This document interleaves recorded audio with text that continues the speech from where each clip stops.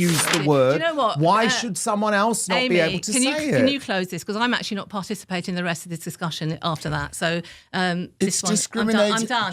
You know the thing about a trap? The best ones don't look like traps. They look like an invitation, an open door, a table with an empty chair and a camera light that says, "Come, speak freely."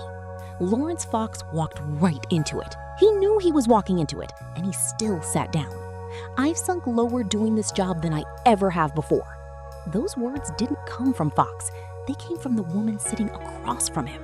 Doing this job than I ever just have before. a Dan, have you got word. anything to say? But this guy's got you into trouble more than once before. Are you happy? A woman so offended, so morally shattered by what she heard that she got up, cut her mic, and walked right off the BBC set. All because of 3 words. Not a slur hurled at her, not a threat. 3 words that exposed an entire institution's rotten double standard. And if you watch that clip when it first leaked, you already know what I'm about to say. You felt it in your gut, that familiar disgust. Not at Fox, at them. Here's the thing though, before I even get to what those 3 words were, I need you to understand who this guy actually is. Because the BBC spent years painting him as a privileged, out-of-touch aristocrat who stumbled onto a debate stage and started spewing. And look, I'm not here to tell you Laurence Fox is a saint. He's flawed, he's brash, he says things that make even his supporters wince. But that's exactly why he's dangerous to them. Not because he's polished, because he's willing to say what everyone in that studio thinks in private, but would never, ever utter where a microphone could catch it. Fox walked onto that panel and was handed 60 seconds, 1 minute. The question was simple. Why is anti-white racism as bad as any other form of racism? Most people would have played it safe, talked about equality for everyone, kept it vague. Fox didn't. He looked into the camera and said, and I'm quoting him directly, Ooh, anti-white racism, I suppose, is probably the only systemic, endemic, permitted racism allowed in Britain, from the police to the NHS to other places that advertise for non-white employees, and then to the golden goose, for want of a better word, of the hundreds of thousands of completely sexually exploited white British girls at the hands of Islamic rapists. So I would say that not only is anti-white racism anti-white racism is probably the only systemic, endemic, permitted racism allowed in Britain. Then he did something no one expected. He connected it to a real, documented horror. The hundreds of thousands of completely sexually exploited white British girls at the hands of Islamic rapists. Silence. For just a moment, actual silence. Not the kind you hear when people are thinking, the kind you hear when they're terrified. Because he just named the thing nobody talks about on the BBC, the grooming gangs, the thousands of girls, the decades of cover-ups. And he said it's not just a crime wave, it's a racism wave. Anti-white racism. Permitted, protected, covered up by the very people who now sat across from him, faces twisted with disgust. Now here's where it gets interesting. His opponent, a woman named Amy Ansell, didn't engage with the grooming gangs. Not a word about those girls. Instead, she told him there's no comparison between anti-white racism and what black people face. Decades of history, systemic oppression. She was making the argument we've all heard 1,000 times. And that's when Fox leaned forward and he said, "We're not black. We don't know, do we? We don't know what it's like. We don't understand." He was setting her up because she immediately shot back. We're not black. We don't know, do we? We don't know what it's like. We don't understand We do, we're human beings. No, we know but we're exactly not what it's black. like. We do. We're human beings. We know exactly what it's like. And he just nodded because she'd walked right into it. If we can understand the experience of someone who doesn't look like us, then why can't we recognize anti-white racism when it's staring us in the face? But that wasn't the moment that broke the broadcast.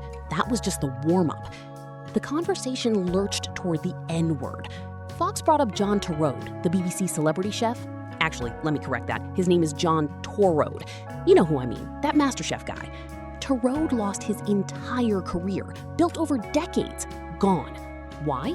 Because on a night out, he rapped along to a Kanye West song that included the N-word. He didn't call anyone that. He sang a lyric. At the BBC, John Turode lost his entire career Yeah. which had been built up over many years because he rapped a Kanye West song that included the N-word on a night out. And the BBC destroyed him for it. Fox pointed at this and said, and I'm quoting again, "If it's okay for black people to use the N-word, while I would personally not use the word, why should someone else not be able to say it?" Insane. What's the equivalence here? Well, the equivalence is that actually, if it's okay for black people to use the N-word, while I would personally not use the word, Do you know what? why should someone else not be? Is it? He wasn't defending the word, he was exposing the selective enforcement. The idea that some people get to police language while others get to weaponize it. And then, in the middle of making that point, he said the word. Not as an insult, not directed at anyone, he said it multiple times to illustrate exactly the double standard he was attacking. And the panel lost their minds. One woman, visibly shaking, said, "I find it disgusting." You're finding my well-reasoned and carefully put together argument offensive. Yeah, no, You can the go there. N-word, I find it The host tried to shut him down. Fox's response? "Okay, well, you can find it as offensive as you like. I don't care." disgusting. Okay, well, you can Yeah. find it as offensive as you like. Then the walkout, the dramatic, morally righteous exit. Amy Ansel declared she wouldn't participate anymore. She was done because he'd said three words that black artists say every single day in music the BBC happily plays. 3 words that get broadcast on their own radio stations, streamed on their own platforms.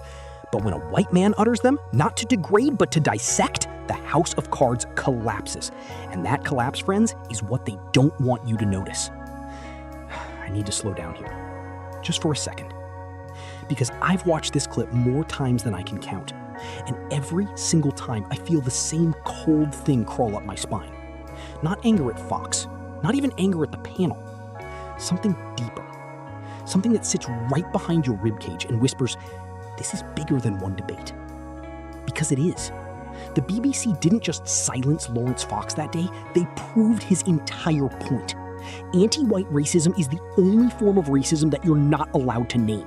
And if you try, you don't get argued with, you get exiled. They call you a Neanderthal. Oh goodness, no. Less of that. Well, then I would think really we're help dealing this with a society. Neanderthal here. They walk off set, they refuse to engage. That's not debate, that's ritual shaming. That's a secular excommunication dressed up as moral courage. And the thing is, you and I, we already knew this. Long before Fox ever sat in that chair, you'd noticed it. The way the same people who scream about systemic racism never ever mention the grooming gangs. The way corporate media falls over itself to talk about white privilege, but goes mute when a white working class kid takes his own life because he's been told since birth that his suffering doesn't count. Fox said it right there on the BBC. And can I just say, and actually, I don't like going here, but can I just say, the most underprivileged group in British society are white working class boys. They kill themselves at levels higher than anyone else. Yeah. They don't get into university at rates close to anyone else.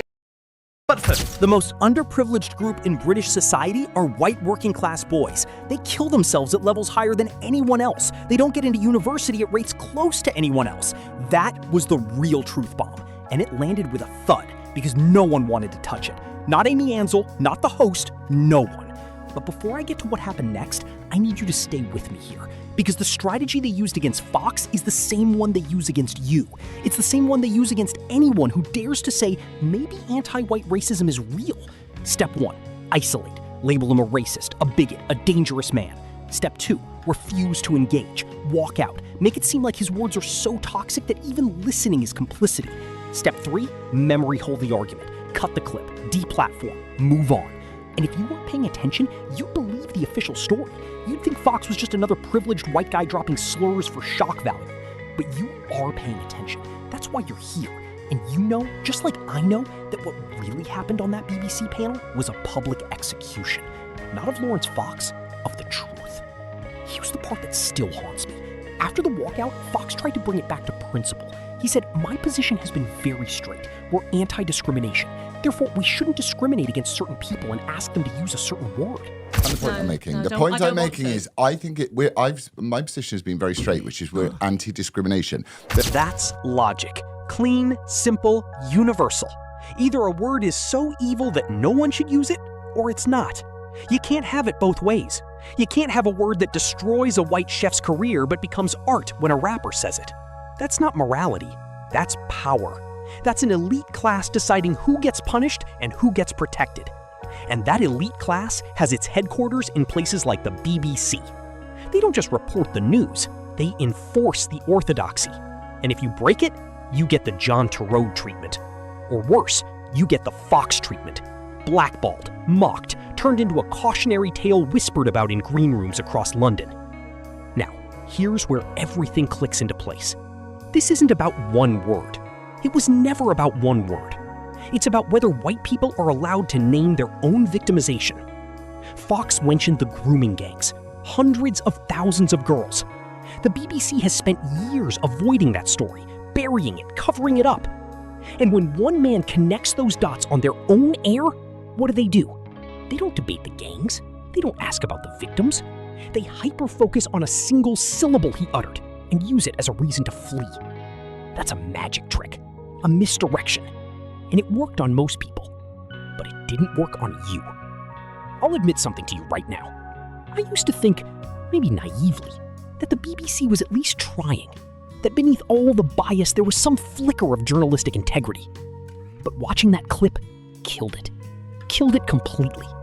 Because I saw a man make a rational, evidence. They tried to bury him, and they buried themselves, because every person who watches it sees the same thing.